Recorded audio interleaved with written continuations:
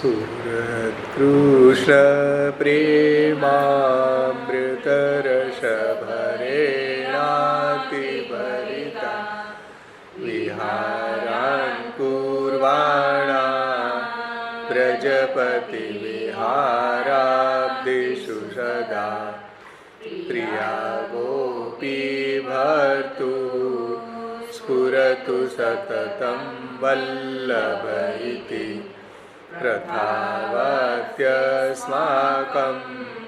हृदिषु भगमूर्तिशकरुणा श्रीभागवत प्रतिपदमणिवर भावन्सुभूषितामूर्ति श्रीवल्लभाभिधानस्तनोतु निजदासस्य सौभाग्यम् मायावागतमो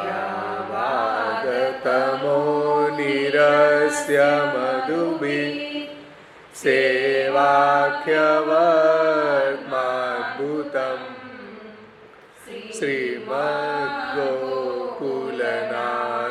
संगमसुधा सम्प्रापकं तत्क्षणात् दुष्प्रापं प्रकटीचकार करुणा रागातिसम्मोहना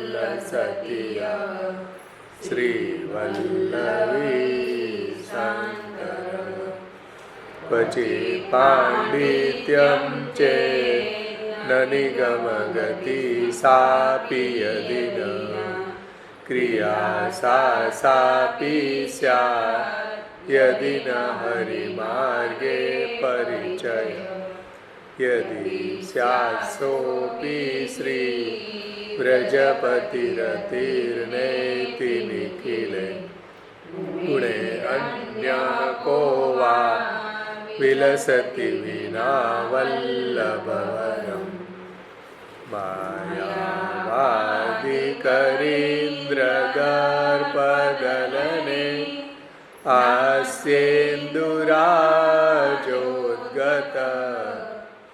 श्रीमद्भागवताख्यदुर्लभसुधा वर्षेण वेदोक्तिभिः राधावल्लभ सेवया तदुचित प्रेम्णोपदेशैरपि श्रीमद्वल्लभनामधेयसदृशो भावेन भूतोऽस्त्यपि यदङ्घ्रिनखमण्डल प्रसुतवारिपीयूषयो वराङ्गहृदये कलेश तृणमिवेह तुच्छीकृतं प्रजाधिपतिरिन्दिरा प्रभृतिमृग्यपादाम्बुजं क्षणेन परितोषितस्तदनुगत्वमेवास्तु मे अघोगतमसावृतं कलिभुजङ्गमासादितं जगद्विषयसागरे पतितमस्वधर्मे रतं यदि क्षणसुधानिधि समुदितोऽनुकम्पामृतात् अमृतमकरोत्क्षणात् हरणमस्तु मे तत्पदम् इति श्री विठ्ठलेश्वर विजुतं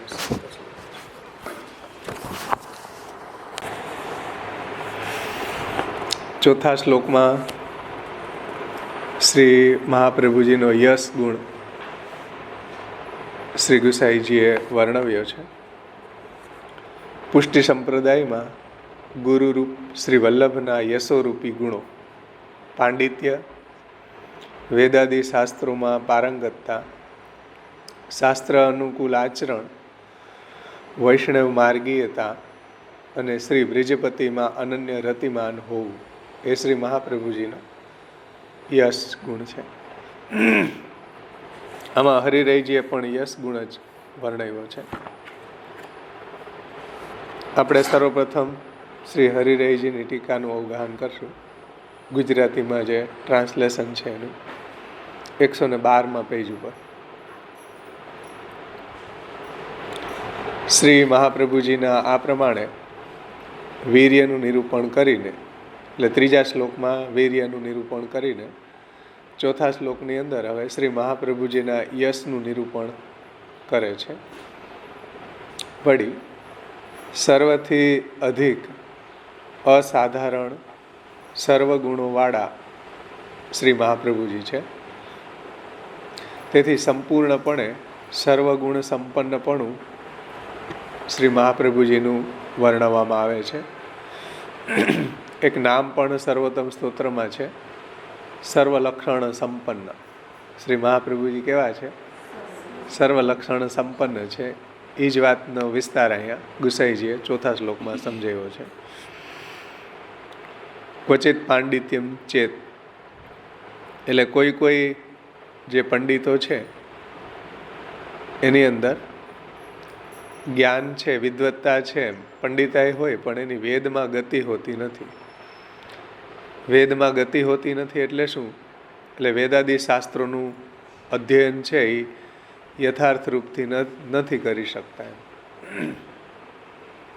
કદાપી વેદની અંદર એને ગતિ પણ હોય તો વેદને અનુસાર વર્તન હોય નહીં. માનો કે વેદ જાણતા હોય પણ વેદાદી શાસ્ત્ર અનુસાર એનું આચરણ ન હોય, ક્રિયા ન હોય, એનું વર્તન ન હોય.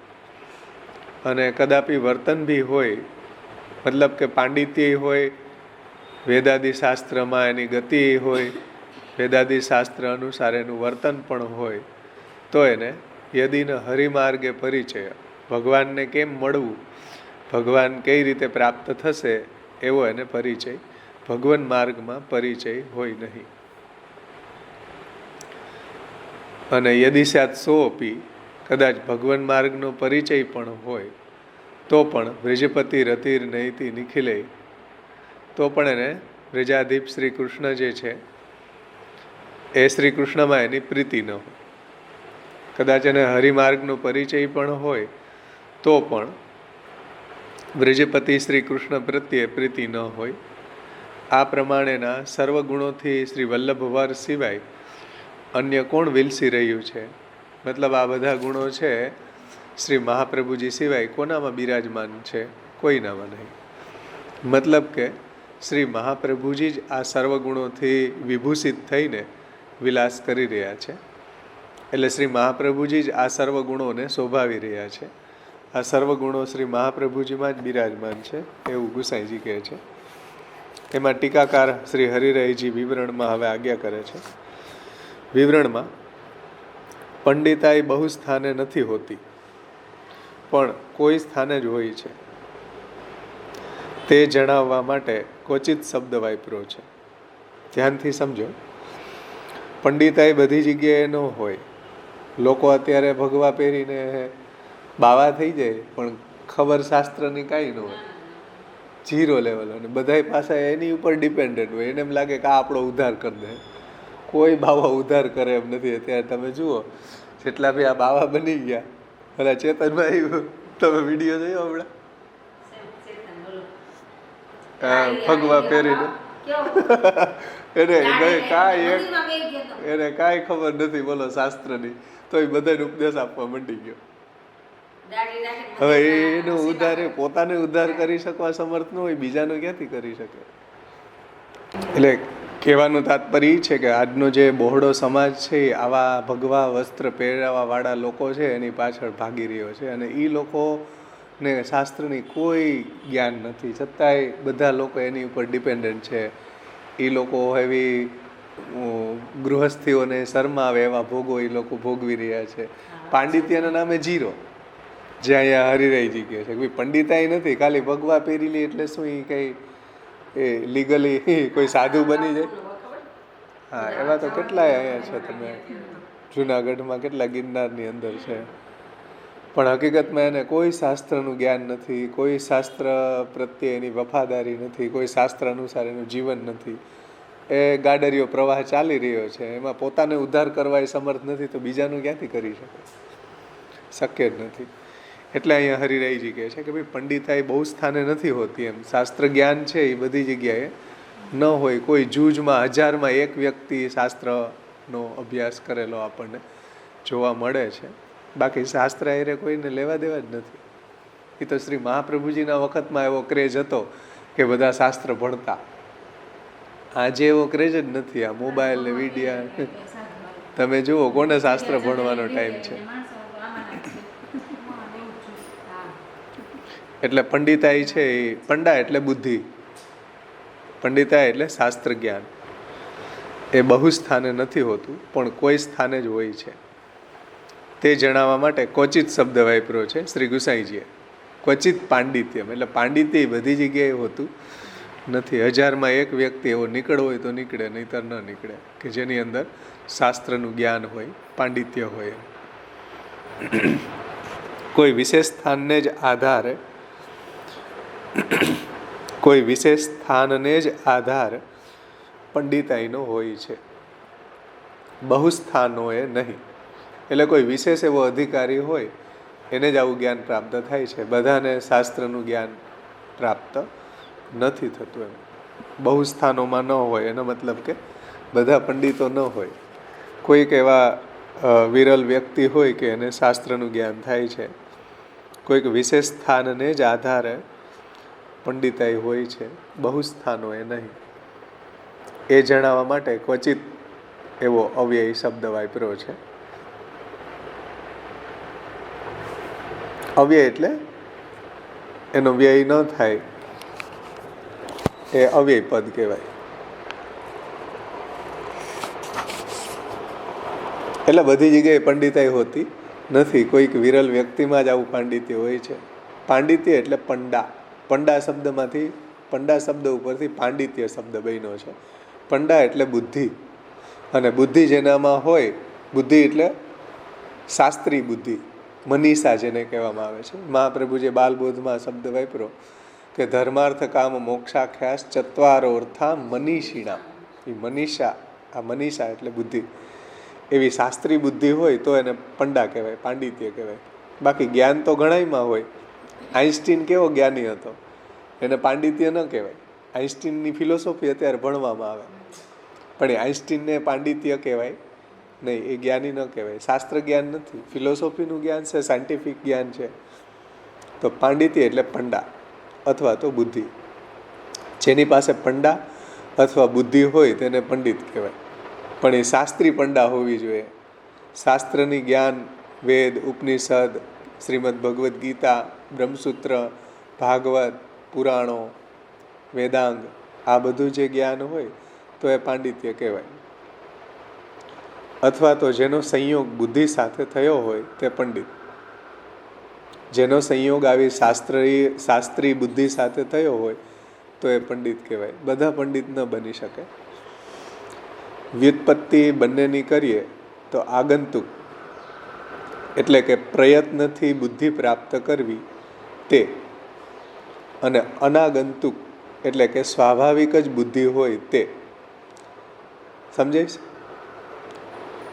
આનો વ્યુત્પત્તિથી એને સમજવું હોય તો આગંતુક, એ આગંતુક એટલે પ્રયત્નથી પ્રાપ્ત કરેલું હોય એને આગંતુક કહેવાય.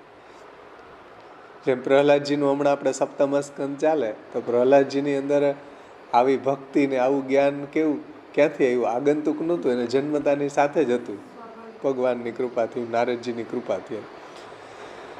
આપણને મેળવવું પડે, એ મેળવવું પડે એને આગંતુક કહેવાય. આવેલું એમ આગંતુક એટલે. એ વ્યુત્પત્તિ એનો વિચાર કરીએ તો આગંતુક એટલે પ્રયત્નથી બુદ્ધિ પ્રાપ્ત કરવી, એને આગંતુક કહેવાય છે. અને અનાગંતુક એટલે સ્વાભાવિક હોવી.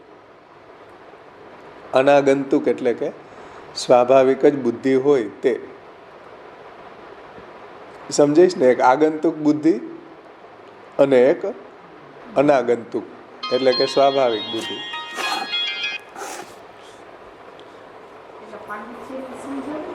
હા, પાંડિત્યને સમજાશે.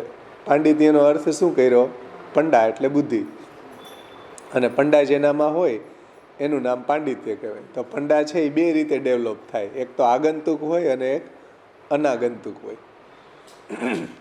એટલે ઘણા બાળકોમાં તમે જુઓ અનાગંતુક બધું ભક્તિ આપણને લાગે કે આનામાં કેમ એવી પ્રગટ થઈ ગઈ નાનપણથી જ, તો એ સ્વતઃ અનાગંતુક હોય, એને કોઈ ઉપદેશ ના આપ્યો હોય, જેમ પ્રહલાદજીની જેમ, ધ્રુવજીની જેમ. તો એ અનાગંતુક એટલે કે સ્વાભાવિક જ બુદ્ધિ હોય છે. આમ બેમાંથી કોઈ એક રીતે જે બુદ્ધિ પ્રાપ્ત કરે તેને પંડિત કહેવાય છે. એટલે આ બેયમાંથી કોઈ એક રીતે જેને પંડા પ્રાપ્ત થાય, બુદ્ધિ પ્રાપ્ત થાય, એને પાંડિત્ય કહેવામાં આવે છે. જેને જન્મજાત, જેમ સુખદેવજી હતા, સનત કુમારો હતા, તો એને એ જીવન મુક્ત અવસ્થામાં જ જન્મ થયો ત્યારે જીવન મુક્ત જ હતા. એને કોઈ અવિદ્યા લાગી હોય ને પછી અવિદ્યા દૂર કરી હોય, એને દૂર કરવા માટે વિદ્યાની પ્રાપ્તિ કરી હોય, એવી નથી. જન્મતા જ જ્ઞાની હતા. સનત કુમારોને તમે જુઓ, સુખદેવજી જુઓ વગેરે. તો એના અંદર આગંતુક કોઈ બુદ્ધિ નહોતી, અનાગંતુક હતી, એટલે સ્વાભાવિક હતી. એટલે બેમાંથી કોઈ રીતે જે બુદ્ધિ પ્રાપ્ત થાય એને પંડિત કહેવાય છે. શાસ્ત્રી બુદ્ધિની વાત છે અહીંયા.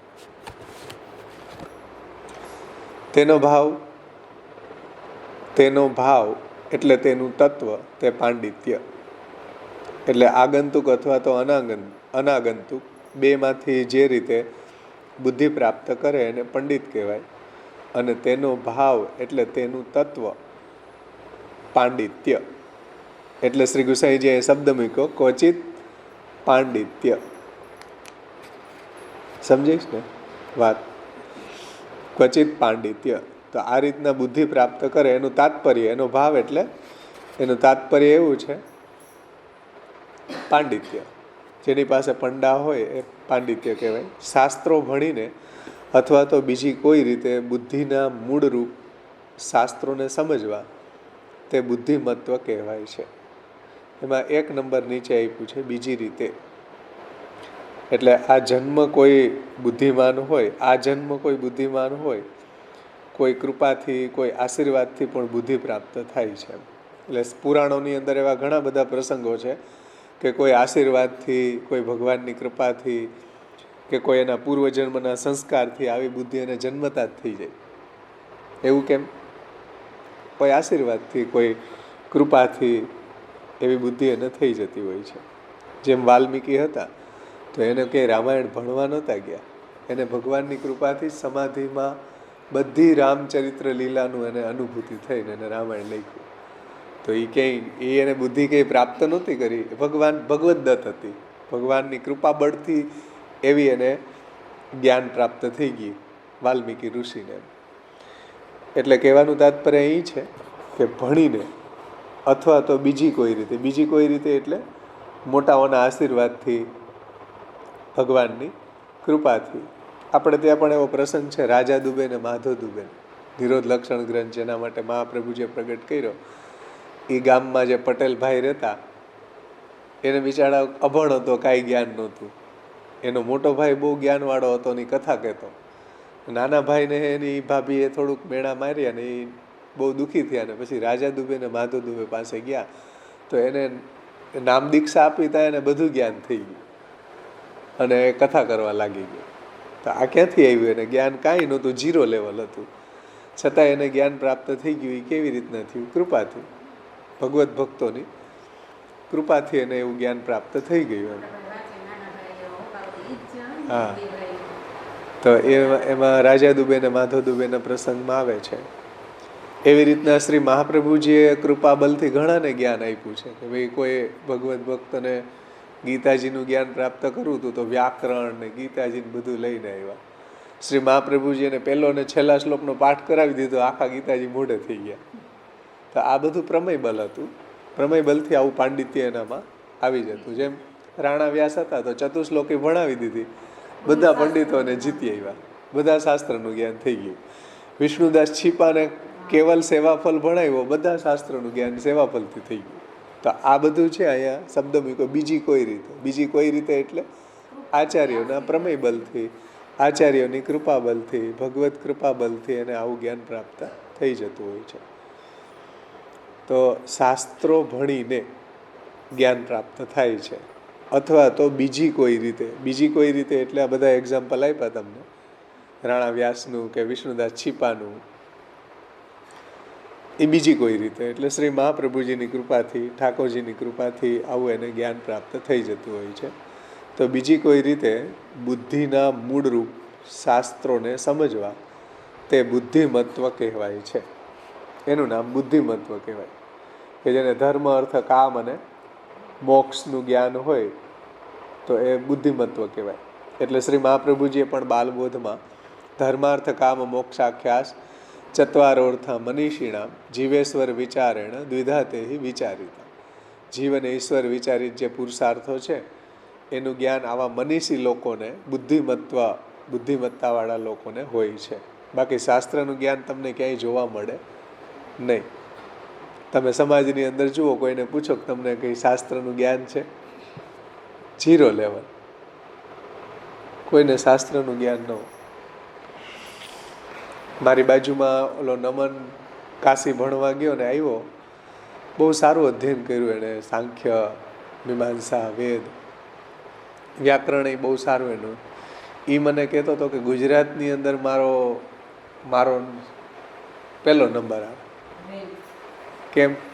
એ કે એટલું મને કે આ શાસ્ત્રનું લેવલ બધાયનું નીચું છે, અને હું મચ્છર કહેવાય કે કાશીની અંદર હું જે ભણ્યો એમાં હું મચ્છર જેટલું નથી ભણ્યો. પણ અહીંયા હું આવું જુનાગઢમાં તો બધાય કરતાં મને એમ બધા લોકો એમ કે આને વિદવત્તા સારી. એનું કારણ શું મને પૂછતો હતો.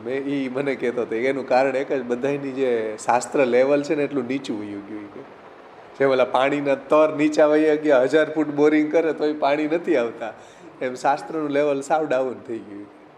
મારા જેવા મચ્છર અહીંયા વિદ્વાન કહેવાય. કે કાશીમાં હું જાઉં તો મચ્છર કહે મને, પણ હું જુનાગઢમાં આવું તો બધા મને વિદ્વાન કહે. કેમ? જ્ઞાનનું લેવલ સાવ ડાઉન થઈ ગયું. કોઈને ગરમ કંઈ ખબર હોય તો શાસ્ત્રની. આવી હાલતમાં જીવી રહ્યા છે. એ વાત જવા દો. આપણા સંપ્રદાયની અંદર જે એન્ટર થવા વાળા નહીં, મહાપ્રભુજીના 16 ગ્રંથના નામ પૂછો, ખબર ન હોય. આપણા સંપ્રદાયની અંદર આપણા વૈષ્ણવોને તમે 16 ગ્રંથ વિશે પૂછો, કોઈને સેવા કરતા હોય, 30 વર્ષ ત્યાં કરતા હોય, સિદ્ધાંત મુક્તાવલીની ખબર ન હોય. આવી દરિદ્રતામાં આપણે જીવી રહ્યા છીએ. બીજી પાંડિત્યની વાત તો જવા દો, આપણે પંડિતાઈની ક્યાં, મહાપ્રભુજીના ગ્રંથોનું જ્ઞાન હોય નહીં. આટલું નીચું લેવલ થઈ ગયું આપણે, એમ સમજાઈશ ને? આટલું નીચું લેવલ થઈ ગયું. અને ત્યારે જુઓ, શાસ્ત્રાર્થ કરવા માટે વાદીઓ આવતા, વિષ્ણુદાસ છીપા દરવાજેથી એને શાસ્ત્રાર્થ કરીને ઘર ભેગા કરી દેતા. કેટલું હાઈ લેવલ હતું મહાપ્રભુજીની વાણીનું. ચહુડા ભંગી હતો. એ બધા વિદ્વાનોને શ્લોક સમજાવી દેતો કે આ તમારી રસોઈ જૂઠણ થઈ ગઈ. સમજાય છે વાત? વિષ્ણુદાસ છીપા શાસ્ત્રાર્થ કરવા માટે બધા વાદીઓ આવીને દરવાજેથી જ પાછા મોકલી દેતા. એવું એનામાં મહાપ્રભુજીના ગ્રંથોનું જ્ઞાન એની પાસે હતું. શ્રી ગુસાઈજીએ કીધું કે આજકાલ પંડિતો કેમ શાસ્ત્રાર્થ કરવા નથી આવતા? તો કે વિષ્ણુદાસ દરવાજેથી જ મોકલી દે. કે વિષ્ણુદાસની અરે શાસ્ત્રાર્થ કરે કે ભાઈ એનો દ્વારપાળ એટલો વિદ્વાન હોય તો એના સ્વામી કેટલા વિદ્વાન છે, ત્યાંથી જ ભાગી જાય.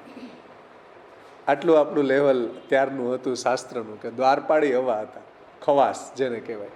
અત્યારે ખવાસ મહારાજોના હોય ને એને પૂજ્યો તમે 16 ગ્રંથના નામ. મહારાજો ભેગા 24-25 વર્ષ રહેવાવાળાને ચતુશ્લોકી નથી આવડતી. આ મારો જાત અનુભવ છે. જાત અનુભવ પૂછેલો છે કે 25 વર્ષ મહારાજો ભેગા કાઢ્યા, ચતુશ્લોકીના 4 શ્લોક ન આવડતા. આવી દરિદ્રતા આપણી છે.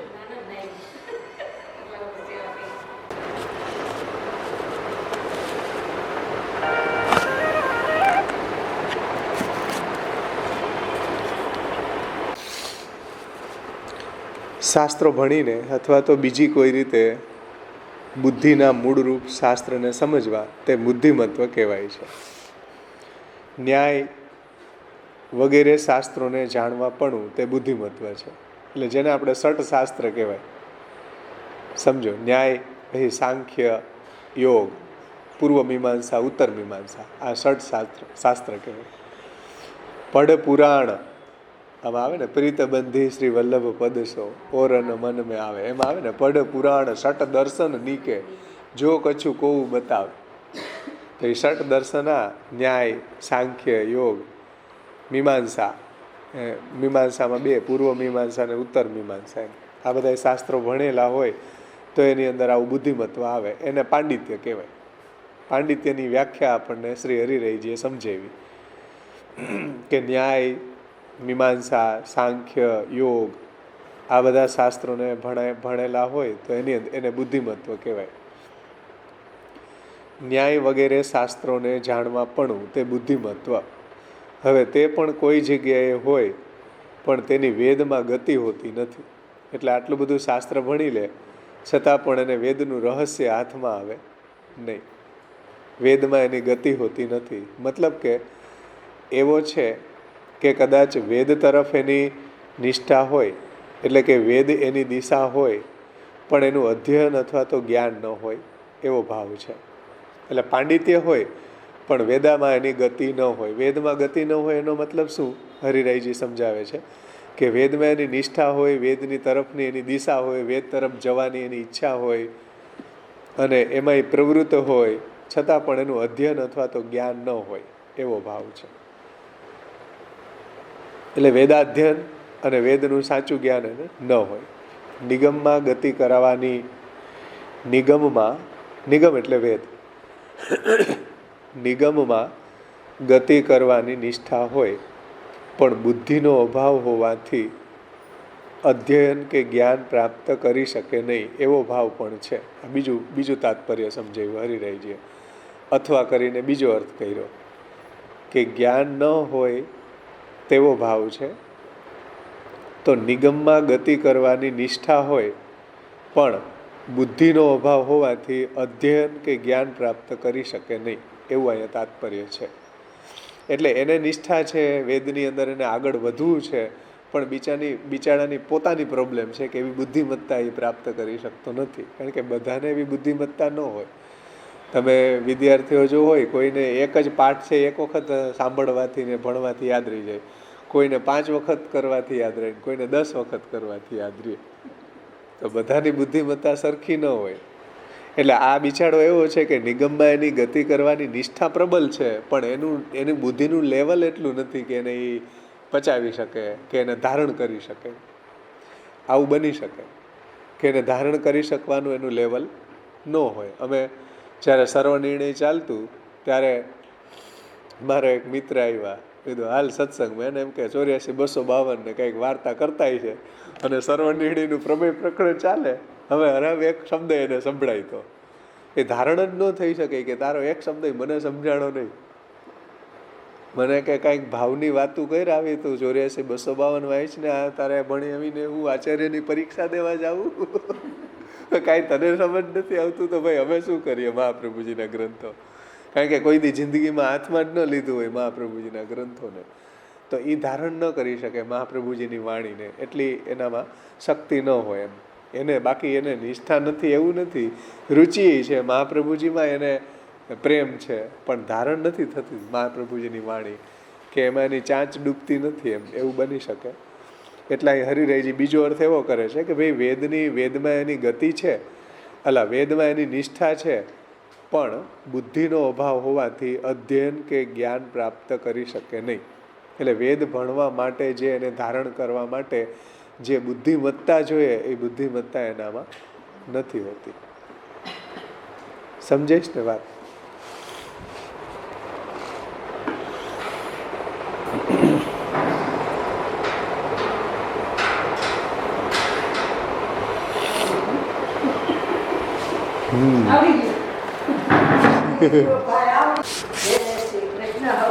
એટલે વેદમાં એની નિષ્ઠા હોય, વેદ તરફની એની દિશા પણ હોય, તેનું અધ્યયન અથવા તો જ્ઞાન ન હોય, એવું અહીંયા તાત્પર્ય છે.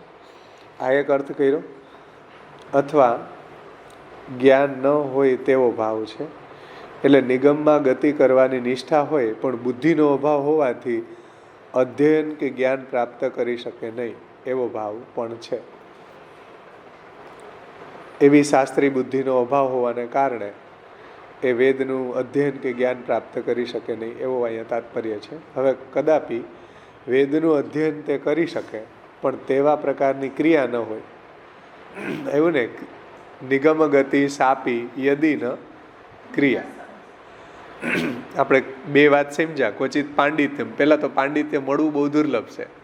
માનો કે કોઈની અંદર એવું પાંડિત્ય આવી બી જાય શાસ્ત્ર અધ્યયન કરવાથી કે મોટાઓની કૃપાથી, તો પણ એની નિગમમાં ગતિ હોતી નથી. વેદની અંદર વેદનો જે સેન્ટ્રલ આઈડિયા છે, વેદનું રહસ્ય છે, એ જાણી શકતા નથી, વેદને ધારણ કરી શકતા નથી.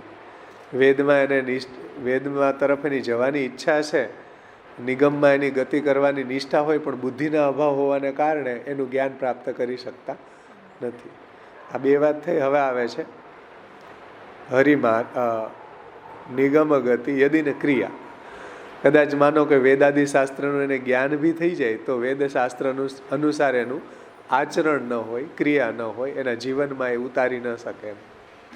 એ વાતને શ્રી હરિરાયજી સમજાવે છે.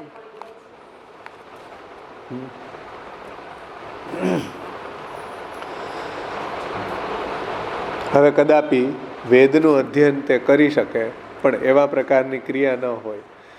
મતલબ કે વેદનું જ્ઞાન હોય પણ વર્તન તેવું ન હોય. જ્ઞાની ઘણા હોય, વેદશાસ્ત્રને જાણતા હોય, પણ વેદશાસ્ત્ર અનુસાર એની ક્રિયા ન હોય. મતલબ કે જ્ઞાન છે એ બુદ્ધિ લેવલ ઉપર જ હોય, આચરણના લેવલ ઉપર ન હોય. સમજાઈશ ને વાત? મતલબ કે વેદનું જ્ઞાન હોય પણ એનું વર્તન એવું ન હોય. માત્ર તર્ક કરીને વેદનું તે કથન કરે. એટલે એવા તર્કથી વેદને સમજાવે. માત્ર તર્ક કરીને વેદનું એ કથન કરે છે. આચારથી બતાવી આપે નહીં. એટલે ઉપદેશ આપે પણ આચરણમાં ન મૂકે. જેમ મહાપ્રભુજી હતા તો જનશિક્ષા કૃતે કૃષ્ણ ભક્તિ કૃન, કૃષ્ણની ભક્તિ કરી અને નિજજનોને શિક્ષા આપતા હતા. આ લોકો એવા છે કે વેદનું જ્ઞાન સારું છે, પણ વેદના આજ્ઞા પ્રમાણે એનું જીવન નથી, એની ક્રિયા નથી. સમજાઈશ ને? પોથીના રીંગણા જેને કહેવામાં આવે. પોથીના રીંગણાનો પ્રસંગ સાંભળ્યો કે શાસ્ત્રીજી છે એ પ્રવચન કરતા હતા, અને પોથીમાં આવ્યું તે દિવસે કે ભાઈ ચાતુર્માસની અંદર રીંગણા નહીં ખાવા જોઈએ. ચાતુર્માસની અંદર રીંગણા નહીં ખાવાય તો શાસ્ત્રમાં લખ્યું છે, આપણે ત્યાં લખ્યું છે.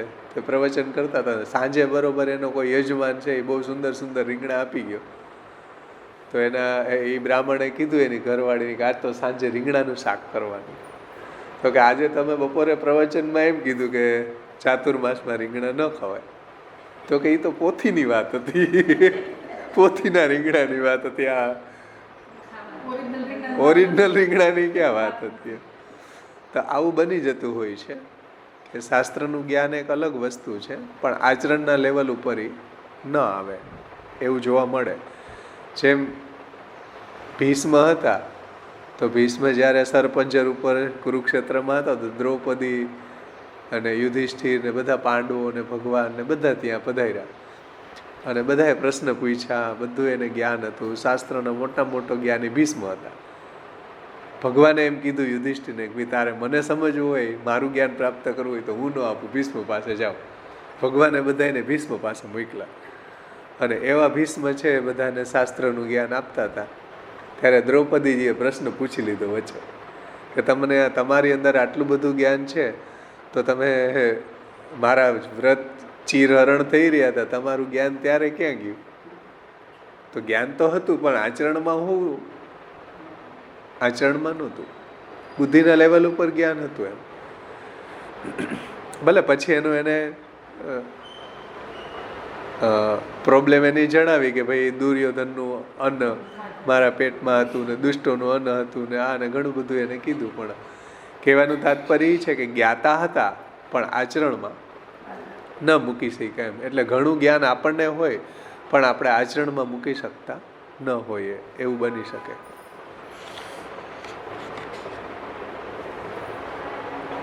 આપણને મહાપ્રભુજીએ કીધું કે ભાઈ વૃથા આલાપ ક્રિયા ધ્યાનમ સર્વથૈવ પરિત્યજેત. વૃથા આલાપનો ત્યાગ કરવો, વૃથા ક્રિયાનો ત્યાગ કરવો અને વૃથા ધ્યાન ન કરવું. પણ આપણે ક્યાં આચરણમાં મૂકી શકીએ? વૃથા આલાપ કરતા જ રહીએ. એટલે આપણામાં જ્ઞાન આગળ હું કહી દઉં, પ્રવચન કરવું હોય તો 2 કલાક 3 કલાક કરી દઉં સર્વનિર્ણયમાં, કે વૃથાલાપ ક્રિયા ધ્યાનમ સર્વતૈવ પરિત્યજેત વૈરાગ્યમ પરિતોષં ચ સર્વથા ન પરિત્યજેત અહંકારમ ન કુર્વીત માનાપેક્ષામ વિવર્જેત. કેટલું બધું શાસ્ત્રનું જ્ઞાન આપણે કરીએ, પણ આચરણમાં લેવલ ઉપર આપણે હજી પ્રયત્ન કરી રહ્યા છીએ કે અહંકારમ ન કુર્વીત. મહાપ્રભુજી જ કહે છે અહંકાર ન કરવો જોઈએ, વૈરાગ્ય અને સંતોષનો ક્યારેય ત્યાગ ન કરવો જોઈએ. પછી એટલે વાણીના લેવલ ઉપર આવે તો ધીરે ધીરે આચરણના લેવલ ઉપર આવે એવું નથી. એક મહાપ્રભુજીએ ઓટો સજેશન આપ્યું છે વિવેક ધૈર્યાશ્રયમાં કે એવં ચિત્તે સદા ભાવ્યમ વાચા ચ પરિકીર્તેત. એવં ચિત્તે સદા ભાવ્યમ એટલે મનમાં ભાવન કરવું, ચિત્તમાં ભાવન કરવું અને વાણીથી એનું પરિકીર્તન કરવું આશ્રયનું, તો ધીરે ધીરે કાયિક વ્યાપારમાં પણ ખીલી જશે. એક શ્રી મહાપ્રભુજી આખી પ્રક્રિયા સમજાવી કે ભાઈ આપણા આચરણમાં કેમ મૂકવું, ભગવદ આશ્રયને દ્રઢ કેવી રીતના કરવો, તો કે મનથી ભાવન કરવું કે પ્રભુ જે સર્વ સમર્થ છે, પ્રભુ જ આ જગતના ઉત્પત્તિ સ્થિતિ લયના કારણ છે, પ્રભુથી શ્રેષ્ઠ કોઈ નથી. આ રીતે પ્રભુનું મહાત્મ્યનું ચિત્તમાં ભાવન કરવું અને વાણીથી પરિકીર્તન કરવું. એમ જો કરશું તો ધીરે ધીરે આચરણમાં પણ આવશે. એક ઓટો સજેશન મહાપ્રભુજીએ વિવેક ધૈર્યાશ્રયમાં આપણને આપ્યું છે. એમ નિબંધ વગેરે ગ્રંથોમાં પણ શ્રી મહાપ્રભુજીએ આપણને જે ઉપદેશ આપ્યા છે એ આપણે ધીરે ધીરે આચરણમાં એને મૂકી શકીએ. બધું એકી સાથે આચરણમાં આપણે જાણતા હોવા છતાંય ઘણી વસ્તુ આપણા આચરણમાં આવતી હોતી નથી. પ્રયત્ન કરીએ તો આવી જાય છે એવું નથી. એટલે અહીંયા શ્રી હરિરાયજી એ વાતને સમજાવે છે કે કોઈની અંદર કદાચ પાંડિત્ય હોય તો નિગમમાં ગતિ ન હોય, પાંડિત્ય અને નિગમમાં ગતિ હોય તો એને વેદશાસ્ત્ર અનુસાર વેદ અનુસાર એની ક્રિયા ન હોય, એને સમજાવે છે. હવે કદાપી વેદનું અધ્યયન તે કરી શકે પણ એવા પ્રકારની ક્રિયા ન હોય. મતલબ કે વેદનું જ્ઞાન હોય પણ વર્તન તેવું ન હોય, માત્ર તર્ક કરી કરીને વેદનું એ કથન કરે છે, આચરણથી બતાવી આપે નહીં. સમજીશ ને? એટલે આચરણમાં મૂકીને પ્રેક્ટિકલી ન બતાવી શકે. ઉપદેશ આપે પણ વેદાદી શાસ્ત્રમાં જે રીતે કર્મ માર્ગ કે જ્ઞાન માર્ગનો ઉપદેશ ભગવાને આપ્યો છે એનું આચરણ એના જીવનમાં ન હોય. એટલે આચરણથી બતાવી આપે નહીં. એ બતાવવા માટે ચેત પદ વાપર્યું છે. એ કીધું ને, ક્રિયા સા સાપી સ્યાત ક્વચિત પાંડિત્યમ ચેત. ચેત એ પદ વાપર્યું છે. અથવા બીજો અર્થ કરે છે કે વેદની જેવી ગતિ છે તેવી તે વેદનું જ્ઞાન પ્રાપ્ત કરનારની ગતિ નથી હોતી. જેમ વેદની ગતિ માત્ર ઈશ્વર તરફ જ હોય છે, તેથી તે વેદાધ્યયન કરનારની ગતિ પ્રભુ તરફ હોતી નથી. માનો કે વેદનું એને જ્ઞાની પ્રાપ્ત થઈ ગયું છતાં પણ એ ભગવાનને વેદનો સેન્ટ્રલ આઈડિયા, બ્રહ્માજીએ 3 વખત વેદનું અધ્યયન કરી અને એનો સેન્ટ્રલ આઈડિયા એક જ કાઢ્યો, ભગવાનની ભક્તિ. બ્રહ્માજી જેવા કવિ એટલે જ્ઞાની વિદ્વાન દુનિયામાં કોઈ ન હોય ને. જેને ભાગવતના પ્રથમ શ્લોકમાં આવે કે આદિ કવિએ મુહ્યંતી યત સુરે, આદિ કવિ બ્રહ્માજી. તો આદિ કવિ બ્રહ્માજી જેટલું જ્ઞાની કોઈ ન હોય, જેના મુખ 4 મુખમાંથી 4 વેદ પ્રગટ થયા, એ વેદને એટલું ડીપ 3 વખત અધ્યયન કર્યું તો એનો નિષ્કર્ષ એક જ નીકળ્યો, ભગવાન શ્રી કૃષ્ણની ભક્તિ કરવી. તો વેદનું અધ્યયન કરવાવાળા બધા કૃષ્ણની ભક્તિ કરતા નથી. એ વાત હરિરાયજી સમજાવે છે. જો અથવા વેદની જેવી ગતિ છે તેવી તે વેદનું જ્ઞાન પ્રાપ્ત કરનારની ગતિ નથી હોતી. ફોર એક્ઝામ્પલ, જેમ વેદની ગતિ માત્ર ઈશ્વર તરફ જ હોય છે. સમજાય છે ને? વેદ શું કહે છે? ભગવાનની પ્રાપ્તિ કરવી એ જ જીવનની સાર્થકતા છે. ઈશ્વર તરફ ગતિ થવી એ જ આપણા જીવનની સાર્થકતા છે. એ જ વેદનો નિચોડ છે. તો જેમ વેદની ગતિ માત્ર ઈશ્વર તરફ જ હોય છે, એવી તે વેદાધ્યયન કરનારની ગતિ પ્રભુ તરફ હોતી નથી. વેદ ભણી ભણીને પાછા એ ભગવાનના સ્વરૂપને ઓળખી શકતા નથી. એટલે ભાગવતજીમાં આવે કે ભગવાન બાજુમાં પધાર્યા અને ગોપ સખાઓને મોકલ્યા કે અહીંયા બ્રાહ્મણો છે, યજ્ઞ કરે છે, ત્યાં જઈને તમે કહેજો કે ભાઈ બલરામ અને કૃષ્ણ બાજુમાં પધાર્યા, એને ભૂખ લાગી છે, તમે ભોજન આપો. જો વેદાનુસાર એની ગતિ છે, પાંડિત્ય છે, ક્રિયા છે, પણ હરિમાર્ગનો પરિચય નથી.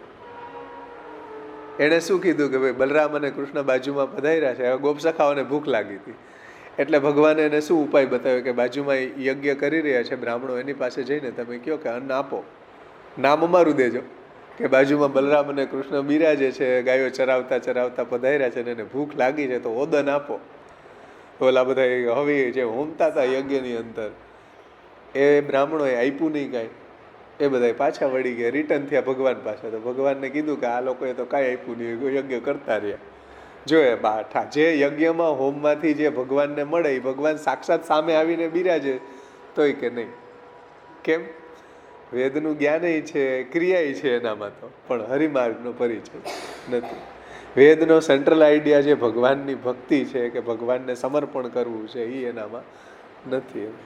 એટલે ભગવાન બાજુમાં બિરાજી રહ્યા છે તોય એને એ ન આપ્યું ઓદન. અને પછી ભગવાને કીધું કે એની બાજુમાં યજ્ઞશાળામાં એની પત્નીઓ છે, એ મારી ભક્ત છે, એ તમને આપશે, ત્યાં તમે જાઓ.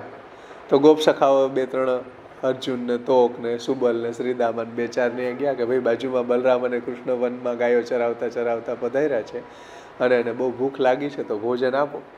તો એ બધી સ્ત્રીઓ હતી, યજ્ઞ પુરુષો જ્યાં યજ્ઞ કરતા હતા એની બધી સ્ત્રીઓ ભગવાનની ભક્ત હતી.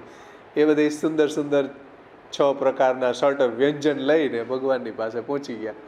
ઓલા બ્રાહ્મણો હલ્લો મચાવતા રહ્યા કે ભાઈ યજ્ઞની સામગ્રી છે, કોઈને આપવાની ન હોય, આપવાની હોય કે ન હોય, અમે તો આયલા ભગવાનની પાસે. તો એ ભગવાનના સ્વરૂપને જાણતા હતા. આ વેદનું અધ્યયન કરવાવાળા પંડિતો, બ્રાહ્મણો, વેદના અનુસાર આચરણ કરવાવાળા પંડાય છે, વેદનું અગત્ય છે, આચરણય છે, પણ હરિમાર્ગનો પરિચય નથી. આવું ભાગવતજીની અંદર પ્રસંગ આવે છે યજ્ઞ પત્નીઓનો. એટલે શ્રી હરિરાયજી સમજાવે છે કે જેમ વેદની ગતિ માત્ર ઈશ્વર તરફ જ હોય છે, કારણ કે વેદ છે ઈશ્વરનું જ વર્ણન કરે છે. વેદો નારાયણ સાક્ષાત, વેદ સાક્ષાત ભગવાનનું સ્વરૂપ છે અને ભગવાનની જ વાત કરે છે, અને ભગવાન તરફ જ એની ગતિ છે. તો પણ વેદનું અધ્યયન કરવા છતાંય એવી ગતિ પ્રભુ તરફ એની હોતી નથી.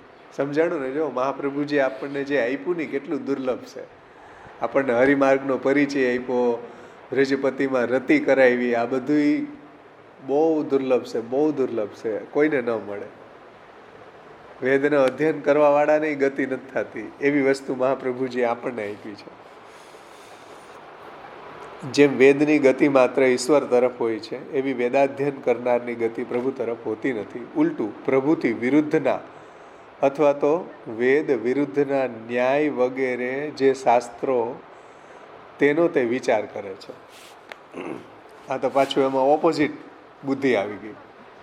ચાલો કે વેદનું રહસ્યને તો એ જાણી નથી શકતા, પરંતુ ઉલટું પ્રભુની વિરુદ્ધના અથવા તો વેદ વિરુદ્ધના જે શાસ્ત્રો છે, ન્યાય, મીમાંસા, બૌદ્ધ, જૈન, આ બધા વેદ વિરુદ્ધ શાસ્ત્રો. આ માયાવાદ આપણે સિદ્ધાંત મુક્તાવલીમાં જોયું હતું ને, માયિકમ સગુણમ કાર્યમ સ્વતંત્રં ચેતી નહીં કદા.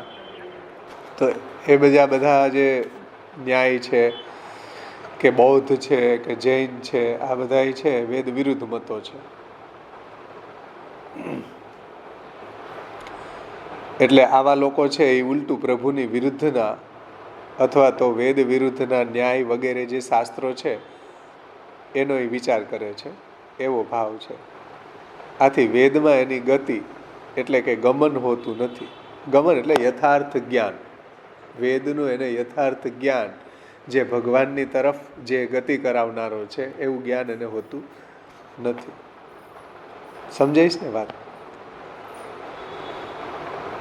તેની ગતિ વેદમાં એટલે કે એનું ગમન એટલે એનું યથાર્થ જ્ઞાન હોતું નથી, એમ કહેવું એ સત્ય જ છે. જે પતિત એટલે કે અસત શાસ્ત્રો છે, તેના વિચારોમાં અનન્ય યુક્તિ પ્રયુક્તિઓ શોધે છે પણ શ્રુતિ વિચારમાં તેવી યુક્તિ પ્રયુક્તિઓ એ કરતા નથી. એટલે આવા લોકો છે એ પતિત શાસ્ત્રો છે. પતિત એટલે અસત શાસ્ત્રો છે. અસત શાસ્ત્રો એટલે જે આપણને વિરુદ્ધ દિશામાં લઈ જાય. એમ શાસ્ત્રથી વિરુદ્ધ દિશામાં આપણા ભગવદ્ ગીતા, ભાગવત, બ્રહ્મસૂત્ર વગેરે જે આપણા શાસ્ત્રો છે, જે ભગવાનના મુખારવિંદની વાણી છે, એનાથી આપણને ઓપોઝિટ દિશામાં લઈ જાય છે. એવા અસત શાસ્ત્રો કહેવાય. જેમ ન્યાય, મીમાંસા, બૌદ્ધ, જૈન વગેરે એ અસત શાસ્ત્રો છે. આ શંકરાચાર્ય છે એ શુદ્ધમ ભજનમ વારયંતી, શુદ્ધ ભજનનું વારણ કરવાવાળું શાસ્ત્ર છે. એટલા માટે તો શ્રી મહાપ્રભુજીનું નામ છે માયાવાદ નિરાકર્તા, સર્વવાદી નિરાશ્રિત. એટલે જે આવા અસત શાસ્ત્રો છે એના વિચારોમાં એ લોકો અનન્ય યુક્તિ પ્રયુક્તિઓ શોધે છે, પણ શ્રુતિ વિચારમાં તેની યુક્તિ પ્રયુક્તિઓ કરતા નથી. એટલે હકીકતમાં તો એને શ્રુતિનું આટલું સ્ટડી કરવું જોઈએ. શ્રુતિ અને વેદની અંદર એને યુક્તિ અને પ્રયુક્તિઓનું શોધવી જોઈએ, એનું અધ્યયન કરવું જોઈએ. એ નથી કરતા. પણ એ સિવાયના શાસ્ત્રો જે છે, ન્યાય, મીમાંસા વગેરે, એમાં એ યુક્તિ અને પ્રયુક્તિઓમાં રચ્યા પૈચા રહે છે, પણ શ્રુતિ વગેરેનો વિચાર કરતા નથી. એવો વેદ બહાર જ ગણાય છે. આવા લોકો છે એ વેદ બાહ્ય મતવાળા જ ગણાય છે. સમજાઈશ ને? ભલે પાંડિત્ય છે એનામાં, પણ એ કાંઈ કામનું નથી. વેદ બાહ્ય મતમાં આવે, અને વેદ બાહ્ય હોય જે એને મુક્તિ ન થાય કોઈ દિવસ.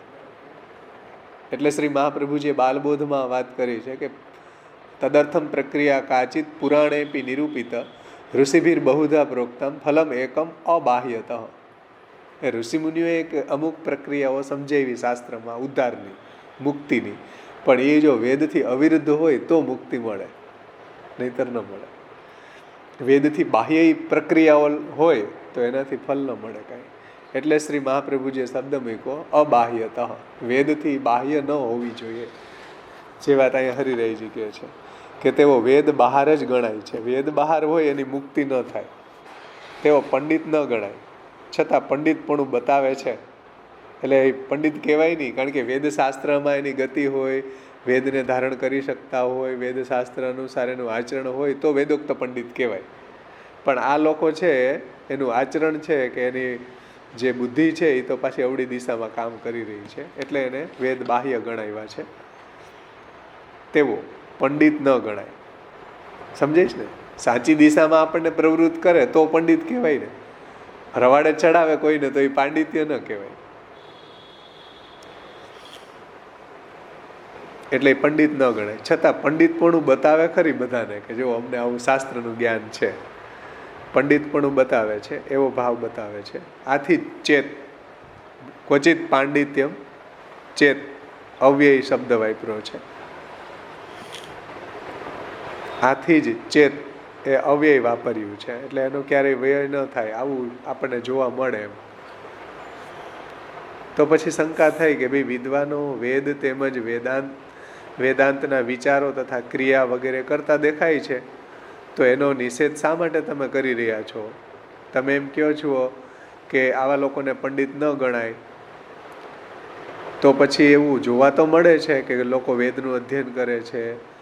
પછી વેદ અને વેદાંત, વેદ એટલે વેદમાં બે કાંડ છે, પૂર્વકાંડ અને ઉત્તરકાંડ. પૂર્વકાંડમાં યજ્ઞયાગાદિકનું વર્ણન છે, ને વેદાંત ઉત્તરકાંડ એટલે વેદાંત. વેદાંતમાં બ્રહ્મનો વિચાર કરેલો છે, જેને ઉપનિષદ કહેવામાં આવે છે. તો શંકા થાય કે ભાઈ વિદ્વાનો છે એ વેદ તેમજ વેદાંત, એ વેદાંત એટલે ઉપનિષદ જેમાં બ્રહ્મ જ્ઞાનનું વર્ણન છે, તો એ વેદાંતના વિચારો તથા ક્રિયા વગેરે કરતા દેખાય છે, એટલે યજ્ઞયાગાદિ કરતા દેખાય છે, પછી વેદનું અધ્યયન કરતા દેખાય છે, વેદનું જ્ઞાન પ્રાપ્ત કરતા ભણતા ભણાવતા દેખાય છે. તો તેનો નિષેધ તમે શા માટે કરી રહ્યા છો? તો કહે છે કે કદાપી વેદના વિચારો અને જ્ઞાન તથા ક્રિયા પણ હોય, પણ તેઓ ખરેખર રીતે વેદ વેદાંત જેવો ભાવ બતાવતા હોય એના કરતાં વિપરીત રીતે બધું કરે છે. સમજાય ને? એટલે કદાચ એની અંદર વેદના વિચારો હોય, વેદનું જ્ઞાનય હોય, વેદની ક્રિયા પણ હોય, તો પણ તેઓ ખરેખર રીતે વેદ વેદાંત જેવો ભાવ બતાવતા હોય એના કરતાં વિપરીત રીતે બધું આચરણ એનું હોય. સમજાય છે? જેમ યુટ્યુબ ઉપર તમે જુઓ ઘણા મહારાજો આપણા પુષ્ટિ માર્ગી પ્રવચનો કરે, ષોડશ ગ્રંથ ઉપર કરે. જો કે મોટે ભાગના કોઈ કરતા જ નથી ષોડશ ગ્રંથ ઉપર, કારણ કે ગોપી ગીત ને વલ્ભાખ્યાન ને એ બહુમાં બહુ યમનાષ્ટક ને ભાગવત ને આની ઉપર કરે. કોઈ સિદ્ધાંત મુક્તાવલી કે ભક્તિવર્ધની કે આના ઉપર કોઈનું પ્રવચન ન હોય. પણ ક્યારેક કોઈ કંઈક પ્રશ્ન પૂછી લે તો એને આવું વાત કરે, પણ એના આચરણમાં ન હોય. પાછા પોતે તો હવેલી ખોલીને જ બેઠા હોય. મહાપ્રભુજીના સિદ્ધાંતની વાત અમુક લોકો કરતા હોય, પણ આચરણમાં ન હોય. આચરણમાં તો પાછું પોતે જે મહાપ્રભુજીના સિદ્ધાંત વિરુદ્ધ જેમ ચાલતું હોય એમ જ ચાલતા હોય. આવું જોવા મળે. એવા લોકોને એ વાત કરે છે કે કદાપી વેદના વિચારો હોય, જ્ઞાનય હોય, ક્રિયા પણ હોય, પણ ખરેખર રીતે વેદાંત જેવો ભાવ બતાવતા હોય એના કરતાં આચરણ એનું વિપરીત હોય.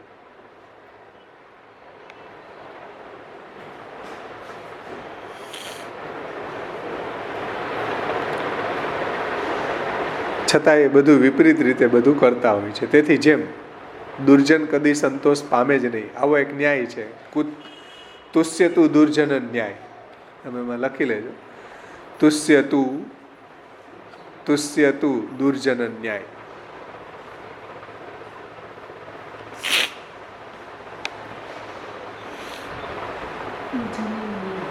તુષ્ય તું દુર્જન ન્યાય એટલે દુર્જન કદી સંતોષ પામે જ નહીં. એટલે દુર્જનને તમે ગમે એટલા પ્રમાણ આપો એ માને જ નહીં એમ.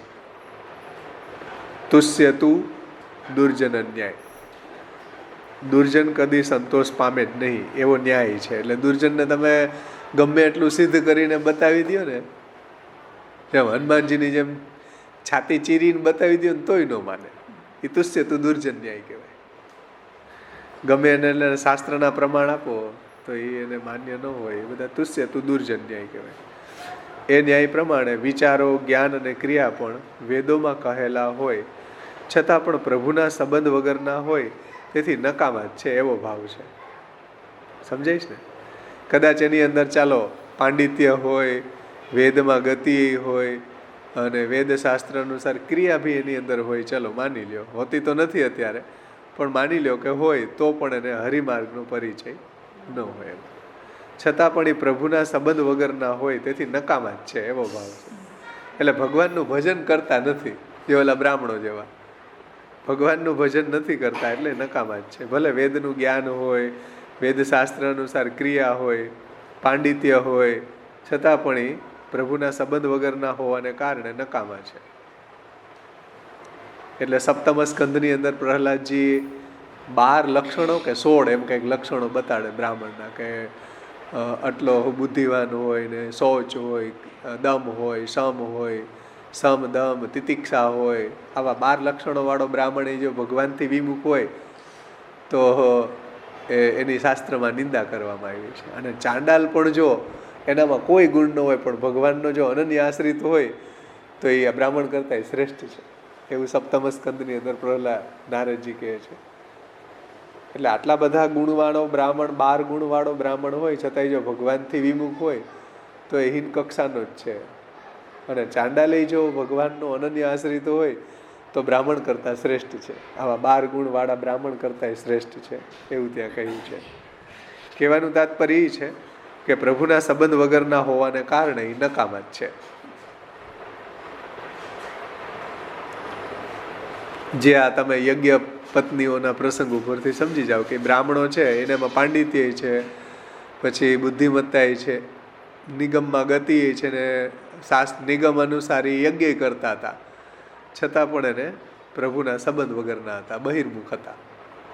એટલે એ ભગવાનને શરણે ન ગયા, ભગવાનને ભોજન ન આપ્યું. સમજાઈશ ને? જો એની અંદર પાંડિત્ય હતું, વેદશાસ્ત્ર અનુસાર એની ગતિ હતી ને ક્રિયા હતી, યજ્ઞ કરતા હતા વેદમાં બતાવેલા પ્રકારે, પણ ભગવાનનો પરિચય પ્રભુના સંબંધ વગરના નકામા હતા. જે હરિરાયજીએ શબ્દ મૂક્યો નકામીના, ગુજરાતીમાં કેવા છે ને નકામીના છે, નકામીના એવા શબ્દ વાપરતા હોય ઘણા લોકો. એટલે પ્રભુના સંબંધ વગરના નકામા છે એમ. એમાં રહસ્ય સમજી જાઓ તમે. એટલે એ નકામા છે એમ હરિરાયજી કહે છે. આગળ કહે છે, વળી શંકા થાય કે શ્રુતિમાં કહેવા પ્રમાણે સર્વ વર્તન કરનારા બહુ મનુષ્યો હોય છે, તે બધાનો નિષેધ કેમ તમે કરો છો? આવો કોઈ પ્રશ્ન પૂછે કે ભાઈ શ્રુતિની અંદર કહેવા પ્રમાણેનું આચરણ કરવાવાળા ઘણા લોકો હોય છે. ઘણા લોકો વેદમાં બતાવેલા પ્રકાર પ્રમાણે યજ્ઞ યાગાદિ કરે છે, વેદ ઉપનિષદમાં બતાવેલા પ્રમાણે બ્રહ્મનું એ ધ્યાન કરે છે, જ્ઞાન પ્રાપ્ત કરે છે. તો શ્રુતિમાં કહેવા પ્રમાણે વર્તન એનું જોવા મળે છે, તો તમે એનો બધાનો નિષેધ કેમ કરો છો? એવું કહે. એમ કહેતા શ્રી ગુસાઈજી કહે છે કે ક્રિયા સા સાપી સ્યાત, મતલબ કે અયોગ્ય જ્ઞાનથી કાર્ય કરનાર હોવાથી તેઓને પ્રભુના માર્ગનો પરિચય નથી હોતો.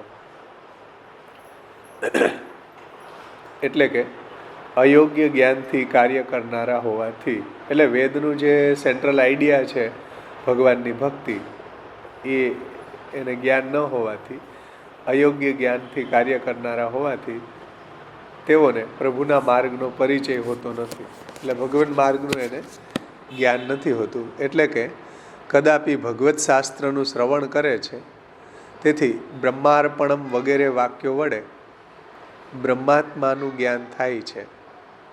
એનો સ્પષ્ટાર્થ બતાવવા માટે યદિ સ્યાત સોપી, એમ જે કીધું ને, તો યદિ શબ્દ વાપર્યો છે. પણ તેઓની ભગવત શાસ્ત્રોમાં સ્વાભાવિક પ્રવૃત્તિ હોતી જ નથી. પોપટિયા જ્ઞાનની પેઠે સાંભળે પણ અનુભવી શકે નહીં. શુકવત, જેને મહાપ્રભુજીએ શબ્દ મૂક્યો નિબંધમાં, શુકવત જ્ઞાન, પોપટિયું જ્ઞાન, જેને ગુજરાતીમાં પોપટિયું જ્ઞાન કહેવાય. આજે એક શ્લોક છે બ્રહ્માર્પણમ, શ્રીમદ ભગવદ્ ગીતાના 4થા અધ્યાયનો 24મો શ્લોક છે. એમાં તમે ટાંકી લેજો. એટલે કે કદાપી ભગવત શાસ્ત્રોનું શ્રવણ કરે, એટલે ભગવત શાસ્ત્રોને સાંભળે ફ્રી ટાઈમ હોય ત્યારે ક્યારેક ક્યારેક. તેથી બ્રહ્માર્પણમ, એ જે બ્રહ્માર્પણમ શબ્દ છે ને, બ્રહ્માર્પણમ વગેરે વાક્યો વડે, તો આ બ્રહ્માર્પણમ, બ્રહ્મ હવીર, બ્રહ્માગ્નો, બ્રહ્મણાહુતમ, બ્રહ્મૈવ તેન ગંતવ્યમ, બ્રહ્મ કર્મ સમાધિનામ, એવો ભગવાને ગીતાજીમાં 4થા અધ્યાયનો 24મો શ્લોક છે. એમાં ભગવાન એમ કહે છે કે બ્રહ્માર્પણમ એટલે બ્રહ્મ ને અર્પણથી બ્રહ્મ હવી, પછી બ્રહ્માગ્નિમાં બ્રહ્મે એટલે કે યજ્ઞ કરતાએ હોમેલું છે, તે બ્રહ્મ કર્મ સમાધિથી પ્રાપ્ત થવાનું ફલ પણ બ્રહ્મ જ છે. એટલે જો બધી બ્રહ્માત્મકતા સમજાવી ને મહાપ્રભુજીએ સિદ્ધાંત મુક્તાવલીમાં આપણને સમજાવી. આમ યથા જલમ તથા સર્વમ, યથા શક્ત્યા તથા બૃહત, યથા દેવી તથા કૃષ્ણમ તત્રાપ્ય તદિહોચ્યતે. એમ ગીતાજીમાં બ્રહ્માર્પણમ, અર્પણ કરવાવાળો બ્રહ્મ છે, હોમવાવાળો બ્રહ્મ છે, હોમાવાવાળો પદાર્થે બ્રહ્મ છે, અને યજ્ઞ આખો બ્રહ્મ છે, યજ્ઞ કરવાવાળા બ્રહ્મ છે, અને યજ્ઞ કરવાથી પ્રાપ્ત થવાવાળું ફલ પણ બ્રહ્મ જ છે. આખો બ્રહ્મવાદ ભગવાને ગીતાજીમાં સમજાવ્યો, જે મહાપ્રભુજી આપણને સિદ્ધાંત મુક્તાવલીમાં સમજાવ્યો. તો એ બ્રહ્માર્પણમ વગેરે વાક્યો વડે બ્રહ્માત્માનું જ્ઞાન થાય છે. એટલે આવું જો એ વાક્યો વાંચે તો એને સર્વ બ્રહ્માત્મકતાનું જ્ઞાન એને થાય છે. જે મહાપ્રભુજી કે અતસ્તુ બ્રહ્મવાદેન કૃષ્ણે બુદ્ધિર વિધિયતામ, બ્રહ્મવાદને સમજીને શ્રી કૃષ્ણમાં બુદ્ધિનું સ્થાપન કરવું. એનો સ્પષ્ટ અર્થ બતાવવા માટે યદિ, શ્લોકની અંદર યદિ શબ્દ વાપર્યો ને, કે યદિ સ્યાત ક્રિયા સા સાપી સ્યાત, યદિ ન હરિમાર્ગે પરિચય, તો યદિ શબ્દ વાપર્યો છે. પણ તેઓની ભગવત શાસ્ત્રોની અંદર સ્વાભાવિકી પ્રવૃત્તિ હોતી જ નથી. એટલે સ્વાભાવિકી પ્રવૃત્તિ એટલે એને કેવું ન પડે. સ્વાભાવિકી પ્રવૃત્તિનો મતલબ શું? એને કેવું ન પડે ને સહજ એને ભગવત શાસ્ત્રનું અધ્યયન કરવાની ઈચ્છા જાગી જાય, તો એ સ્વાભાવિકી વૃત્તિ કહેવાય, સ્વાભાવિકી પ્રવૃત્તિ કહેવાય. સમજેશ ને વાત? એના સ્વભાવથી જ એને ગમે. પણ આ લોકોને એની ભગવત શાસ્ત્રોની અંદર સ્વાભાવિકી પ્રવૃત્તિ હોતી નથી. સમજેશ ને? એટલે એની અંદર પાંડિત્ય છે, વેદશાસ્ત્રની નિગમમાં ગતિ છે, ક્રિયા છે, પણ ભગવત શાસ્ત્રોનું એને સ્વાભાવિક પ્રવૃત્તિ હોતી નથી.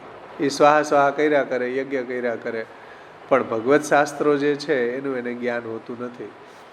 અને કદાચ ક્યારેક એને ફ્રી ટાઈમમાં જ્ઞાન પ્રાપ્ત કરવા બેસે બી તો બી પોપટિયા જ્ઞાનની પેઠે એ સાંભળે પણ અનુભવી શકે નહીં.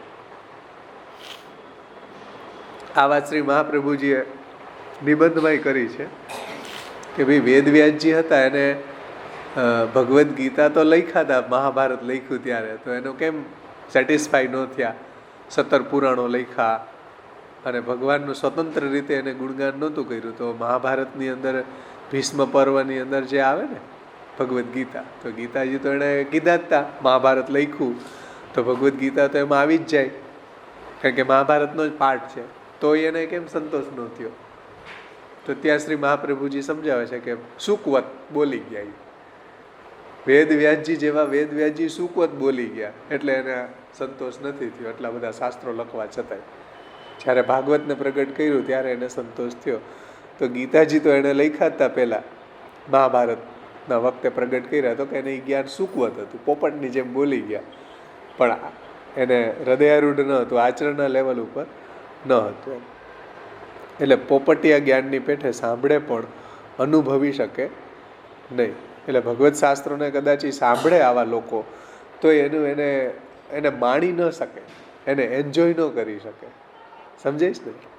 ભગવત શાસ્ત્રને એ માણી શકે નહીં, પોપટિયા જ્ઞાનની પેઠે સાંભળે પણ અનુભવી ન શકે.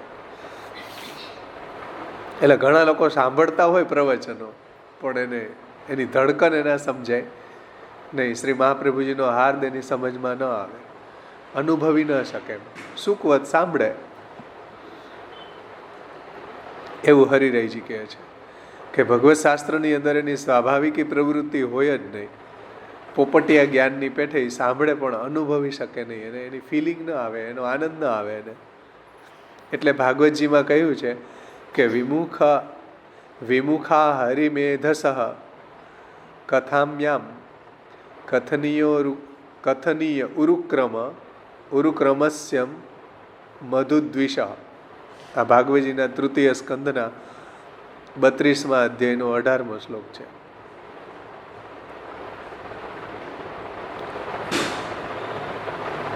કે એનું તાત્પર્ય એવું છે કે મધુ નામના રાક્ષસના શત્રુ ભગવાનની કથાનું શ્રવણ કરનાર છતાં પણ હરિથી વિમુખ બુદ્ધિવાળા રહે છે. આ વાક્ય પ્રમાણે તેઓ શ્રવણ કરે છે પણ પ્રભુના સ્વાભાવિક માર્ગનો એમને પરિચય થતો નથી. સમજાઈશ ને વાત? ભાગવતજીના શ્લોકથી આ વાતને સમજાવે છે કે યદિ ન હરિમાર્ગે પરિચય, હરિમાર્ગનો એને પરિચય હોતો નથી. કઈ રીતે? તો કે વિમુખ હરિમેધસઃ કથાયામ કથનીયો ઉરુક્રમસ્ય મધુદ્વિષ ઇતિ. તૃતીય સ્કંદ 32મો અધ્યાય 18મો શ્લોક. કે મધુ દૈત્યને હણવાવાળા, મધુના શત્રુ, મધુભીત, આપણે હમણાં શબ્દ આવ્યો હતો ને પહેલાના શ્લોકમાં, મધુભીત સેવાક્ય વર્તમાદ ભૂતમ. તો એ જ વાત અહીંયા ભાગવતજી કહે છે કે મધુ નામના રાક્ષસના શત્રુ ભગવાનની કથાનું શ્રવણ કરનારા હોવા છતાં પણ હરિથી વિમુખ બુદ્ધિવાળા એ રહે છે. આ ક્વચિત પાંડિતાય હોય, નિગમ ગતિનું એને નિગમમાં ગતિ હોય, ક્રિયા હોય, પણ ભગવાનની કથાને માણી શકતા નથી. હરિથી વિમુખ હોવાને કારણે હરિથી વિમુખ બુદ્ધિવાળા રહે છે. આ વાક્ય પ્રમાણે તેઓ શ્રવણ વગેરે કરે છે પણ પ્રભુના સ્વાભાવિક માર્ગનો તેમને પરિચય થતો નથી. એટલે પ્રભુને કેમ મળવું, પ્રભુની પ્રાપ્તિ કેમ કરવી, આવું જ્ઞાન એને હોતું નથી, આવો પરિચય એને હોતો નથી. હવે કદાપી સત્ય, દયા વગેરે ધર્મો પ્રમાણે કોઈ અનુસરતું હોય અથવા તો નિષ્કામ કર્મ કરતું હોય પણ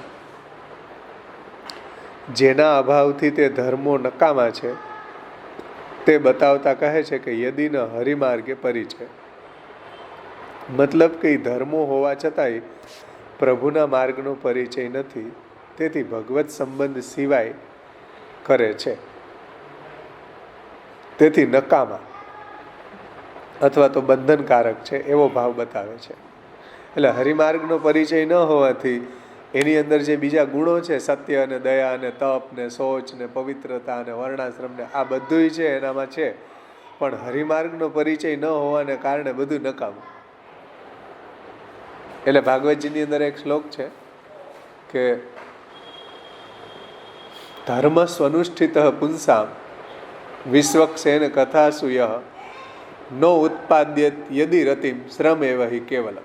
જે ધર્મનું આચરણ કરવાથી વિશ્વક્ષેન ભગવાનમાં પ્રીતિ ઉત્પન્ન ન થતી હોય એવા ધર્મો બધાય શ્રમ એવ હિ કેવલમ, કેવલ પરસેવો પાડવા જેવા જ છે, ફોતરા ખાંડવા જેવું છે, એનું ફલ કાંઈ મળતું નથી.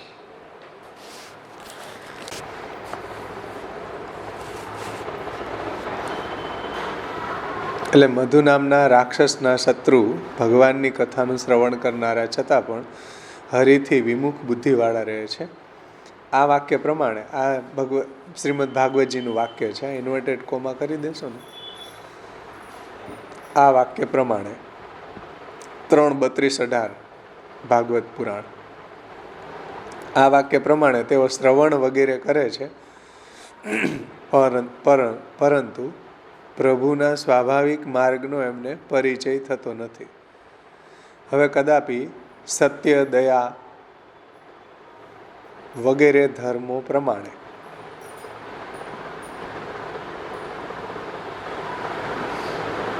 આ ભાગવતજીનો શ્લોક છે. સત્ય દયા એટલે એકાદશ સ્કંદ 14મા અધ્યાયનો 22મો શ્લોક. સત્ય દયા વગેરે ધર્મો પ્રમાણે કોઈ અનુસરતું હોય અથવા તો નિષ્કામ કર્મ કોઈ કરતું હોય,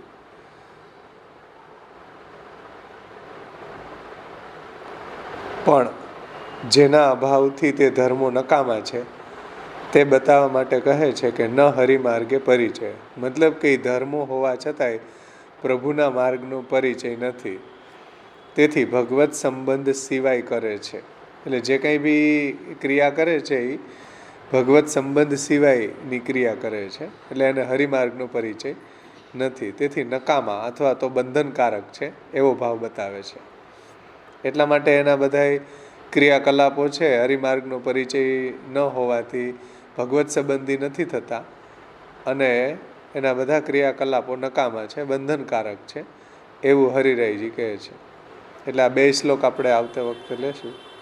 આ બીજો છે ને, નિષ્કામ કર્મ કોઈ કરતું હોય પણ જેના અભાવથી તે ધર્મો નકામા છે, એ પહેલા સ્કંદના 2 અધ્યાયનો 8મો શ્લોક છે. ત્યાંથી લઈને 1:5-12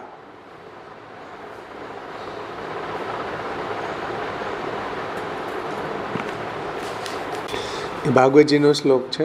1:2-8મો કે વાસુદેવ ભગવાનમાં જે પુરુષોએ સારી રીતે આચરેલો ધર્મ વિશ્વક્ષેન ભગવાનની કથામાં પ્રીતિ ઉત્પન્ન ન કરી શકે તો તે ધર્મ નહીં પરંતુ કોરો શ્રમ જ છે. એટલે વિશ્વક્ષેન ભગવાનની કથામાં જો પ્રીતિ ઉત્પન્ન થાય તો એ સાચું. બાકી જે બી ધર્મનું આચરણ કરતા હોય પણ ભગવાનમાં જો ભક્તિ પ્રગટ ન થતી હોય તો આવા ધર્મનું આચરણ છે એ કેવલ શ્રમ માત્ર છે, એવું ભાગવતજી કહે છે.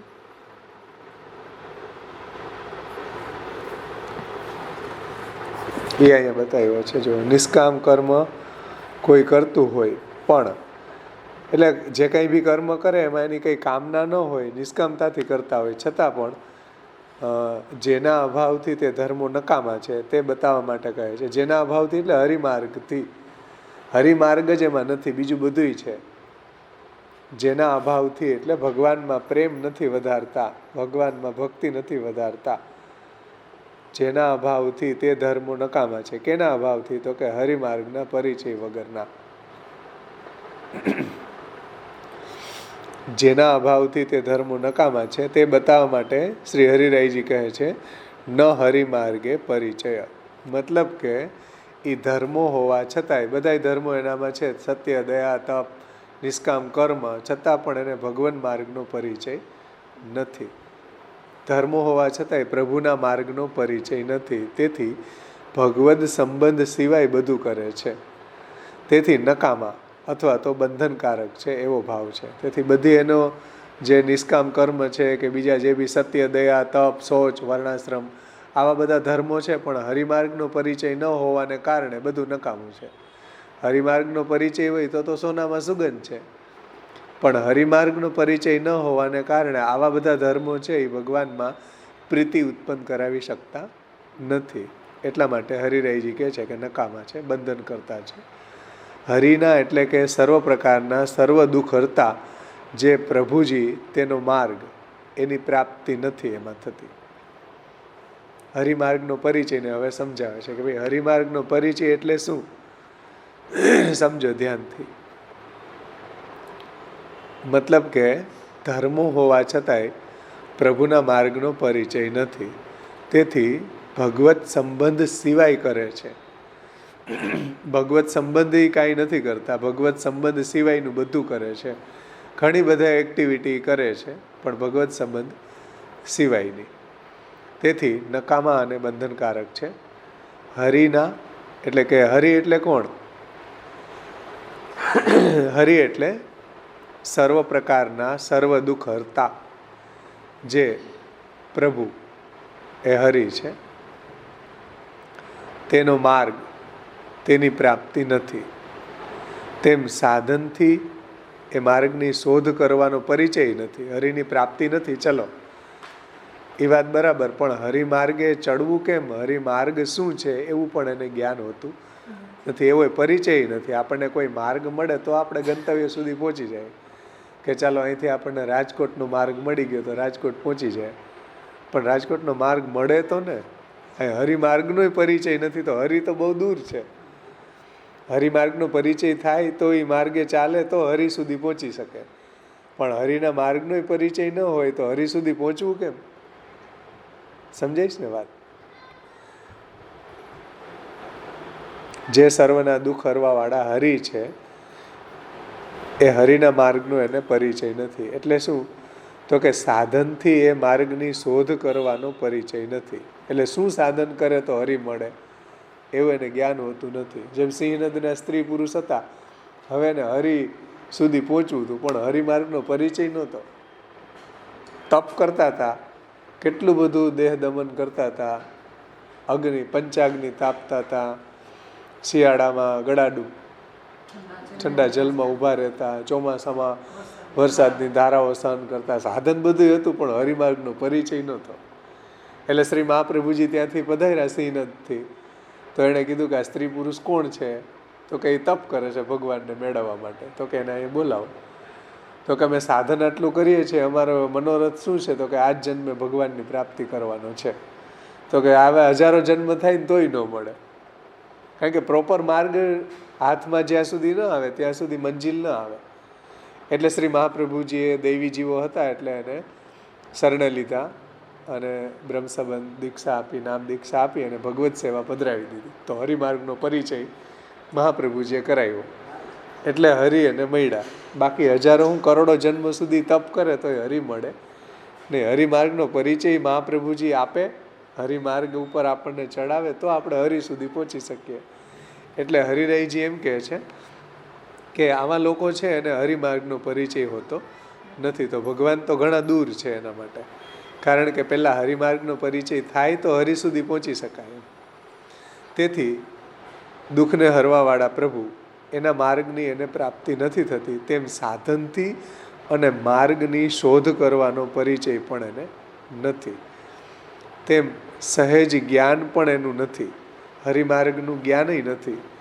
એટલે તે ધર્મો સત્ય, દયા વગેરે નકામા છે. એટલે એની અંદર જે આ ધર્મ છે, સત્ય, દયા, તપ, શૌચ, ઇન્દ્રિય નિગ્રહ, સમ, દમ, તિતિક્ષા, એ બધા ધર્મો, શાસ્ત્રના જે બતાવેલા ધર્મો છે એનામાં ઘણા બધા છે, પણ એની કાંઈ વેલ્યુ નથી.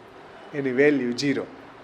હરિમાર્ગનો પરિચય ન હોવાને કારણે આ સત્ય, દયા, તપ વગેરે નકામા છે. પ્રભુ સંબંધ સિવાયના ધર્મો પુણ્ય ઉત્પન્ન કરે છે, અને પુણ્ય તો બંધનકારક છે ભક્તો માટે. પુણ્ય એ સોનાની બેડી છે, એ ભોગવવા માટે પાછું ભૂતલ ઉપર એને જન્મ લેવો પડે. સમજાઈશ ને? ભગવાનના માર્ગનો પરિચય ન હોવાને કારણે આવા બધા ધર્મો જે છે એના માટે બંધન કરતા છે. પુણ્ય મળે એનાથી તો પુણ્યને ભોગવવા પાછું એને આ સંસારમાં ખંડાવા આવવું પડે.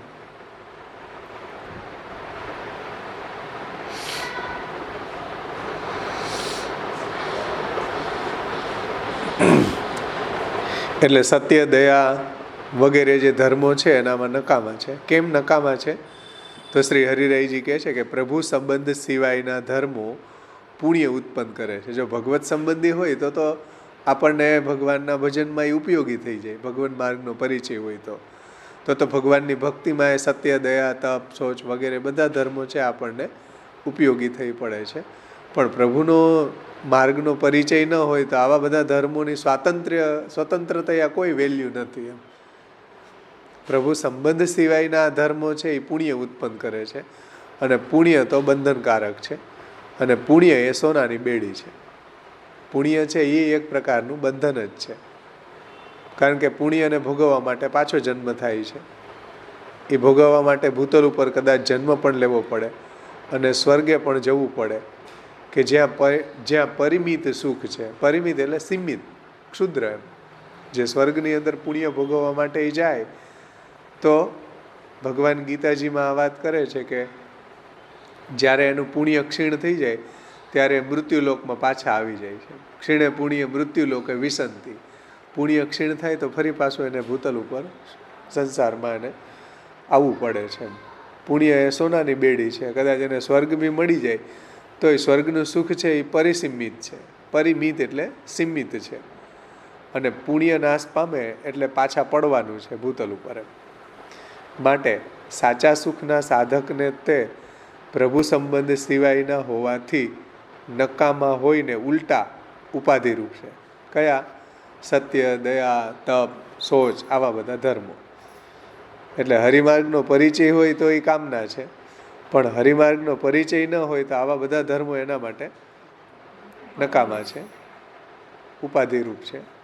પ્રભુના સંબંધપૂર્વક હોય તો પ્રભુના માર્ગના પરિચયમાં એ મદદરૂપ થઈ પડે એમ. એટલે ભગવાન માર્ગ ઉપર ચાલવામાં એ આપણને મદદરૂપ થાય જો હરિમાર્ગનો પરિચય હોય તો. પણ હરિમાર્ગનો પરિચય ન હોવાને કારણે આવા બધા ધર્મો, સત્ય, દયા, તપ, શૌચ, પવિત્રતા, વર્ણાશ્રમ વગેરે બધા ધર્મો છે કેવા છે? નકામા છે, ઉલટા ઉપાધિરૂપ છે. અહીં સુધી આપણે રાખીએ હરિમાર્ગનો પરિચય. પછી બ્રિજપતિ રતિની વાત આવશે. હરિમાર્ગના પરિચયનો હજી વિસ્તાર કર્યો છે એ આપણે આવતા વખતે જોશું. આજે થોડા આપણે કીર્તન કરવાનું છે, મંગળવારે પાછું લેશું. એટલું આ શ્લોક તમને 7મા સ્કંદમાંથી બતાવીશ. પ્રહલાદજીએ જ કીધા છે કે આટલા 12 ગુણવાળો જે વ્યક્તિ છે એ ગમે એટલા આવા ધર્મોનું આચરણ કરે છતાંય જો ભગવાનથી વિમુખ હોય તો એ અપવિત્ર જ છે. આવા ગુણો એનું કલ્યાણ કરી શકતા નથી. બહુ સુંદર શ્લોક હતો, પણ અત્યારે મને મળ્યો નહીં. અમારો ભાગવત સોમવારે ચાલશે ને ત્યારે જોઈ લઈશ. આવતા વખતે ગોતી લઈશું શ્લોકો.